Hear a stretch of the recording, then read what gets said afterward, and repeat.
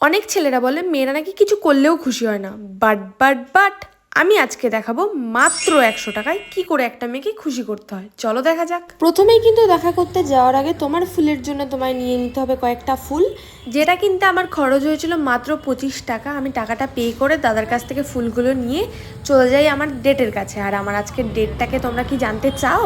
ওই দেখো দূরে আমার ডেট আমার জন্য দাঁড়িয়ে অপেক্ষা করছে। নতুন কেউ নয়, আমার সেই পুরনো বান্ধবী সৌমিনী।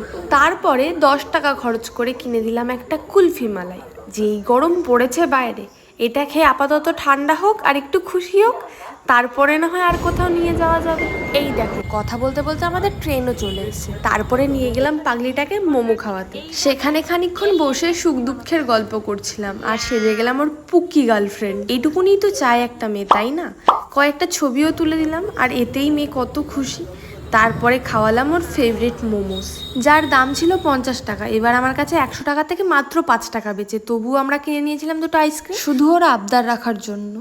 হয়তো এবার চ্যালেঞ্জটি আমি হেরে গেলাম, কিন্তু প্রিয় মানুষদের হ্যাপি করার জন্য 5-10 টাকা তো এক্সট্রা খরচ করাই যায়, তাই না?